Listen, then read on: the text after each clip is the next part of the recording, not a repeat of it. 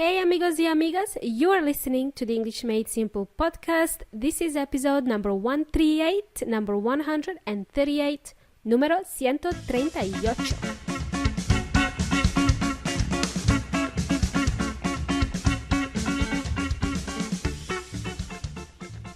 Here we are again! Welcome to another exciting episode of the English Made Simple show. My name is Milena from EnglishMadeSimple.net, EnglishMadeSimple.net, and I'm recording all the way from the city of Adelaide in Australia. As some of you know, not long ago I left Melbourne for Adelaide. Melbourne and I had to break up for a year. Anyway, I'm in Adelaide for a year, temporarily, because my husband found work here. He found a job more suited to his profession. But more on that later. I want to prepare a separate episode about job stuff, about employment. So stick around for that. That will be coming in the future episodes. Coming very soon. Alrighty, in today's episode, we are going to learn some new vocabulary related to moving.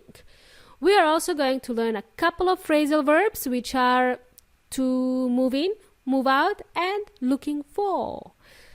Maybe some of you already know this, but anyway, it's a good refresher for you guys. By the way, you know how I always say, hey guys, how are you guys? When I say guys, I mean girls too. That word guys is gender neutral. In Spanish, it's like saying chicos, okay? It means guys and girls. Radio. Okay, guys, I'm going to start by asking you a question or a couple of questions. Do you move often? When was the last time you had to move homes? I know that people who rent, they tend to move more often as opposed to the ones who own their own homes. People who own their homes don't move as much, very rarely, I guess. I don't own a property in Adelaide. It's my first time here in Adelaide, to tell you the truth, so I'm still getting used to the area, and I'm actually looking for a place to rent. Being new here, we had to do a bit of driving around, my husband and I, getting to know the city. It's quite smaller than Melbourne, and it doesn't take long to see the whole city. Maybe a couple of hours to get to know the whole city. It's full of churches and bars, and that's about it. And parks. That's it. Once we got acquainted with the city, we had to look for a place to stay. So, here we are, amigos y amigas. I'm going to teach you some new vocabulary. First things first, let's find out what phrasal verb move in means. It's two words here, move and in. To move in. To move in to a new place means to find a new place to live in. The opposite of moving in is moving out. To move out, again a phrasal verb, means to leave your place of residence and live somewhere else. Easy peasy lemon squeezy so far, I guess. There are actually more phrasal verbs with the word move, but we won't get into that at the moment, okay? I don't want to overwhelm you. Now, let's go back in time for a couple of weeks. Let's go back in time. Just want to tell you a quick story. As soon as we arrived in Adelaide, about 2 weeks ago, we found a nice place on Airbnb to stay a couple of weeks before we actually found our permanent home. During the 2 weeks, we were searching for rental properties online, which means on the internet, looking for real estate agents that specialize in rentals. Okay, here we are. Real estate agents are people who can sell properties on your behalf.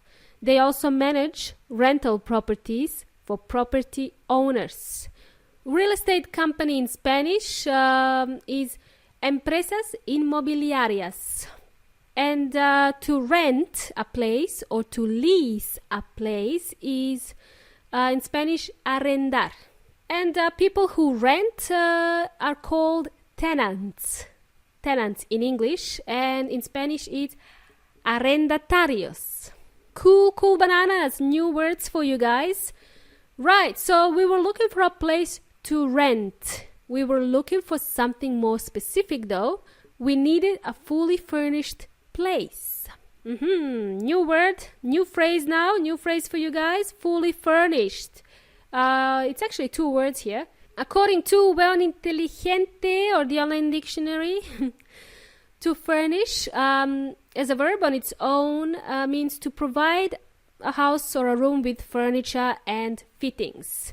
To put furniture in the house. Fittings is another word, it's a new word. Fittings is a word that describes things like curtains inside a house. Okay? Okie dokie. Cool. So furnished means a house with furniture. So fully furnished place means a place with furniture. Easy peasy. And in Spanish, fully furnished means amoblado. Property with furniture. So we were looking for a place that's fully furnished. Also, I mentioned something earlier. We were looking for a place to rent. Looking for is a phrasal verb and it means to search or to seek, like seek and destroy. My Metallica fans will know this song. Seek and destroy. Right. Getting distracted. Looking for means to search or to seek out. Okay. This is a phrasal verb that you will need to use every day, every hour, every 5 minutes. Okay. I want you to remember this phrasal verb. This is important. You will need to use it frequently. For example, I'm looking for my house keys. I'm looking for my house keys. I'm looking for a place to stay. Carlos is looking for work. He's looking for a job. I'm looking for my friend Anna. Have you seen her? I'm looking for Nutella. Where is Nutella? Cool. I think you know what I'm saying here. I just wanted to stress that using this phrasal verb will make you super duper fluent. So don't forget it. And that was my number one tip for today. And did we have enough, guys? Too many things to remember in today's episode. I think it's time for us to wrap up for today. Let's summarize today's episode. So you've learned a few new phrases and phrasal verbs. You have learned what fully furnished means. And you've learned the phrasal verbs move in, move out, and look for, as well as the verbs to rent or to lease. And if there is anything else you didn't understand in today's episode, be sure to let me know. I'm a little bit busy now. I've got some unpacking to do, okay? Lots of clothes and shoes, you know, the essentials, the important bits and pieces I have to unpack. Right, thanks for joining me today. You've been an amazing audience as always. Keep out of trouble. Don't go out looking for trouble. Be good. You've been listening to Milena from English Made Simple. Until next time, amigos y amigas, hasta la próxima.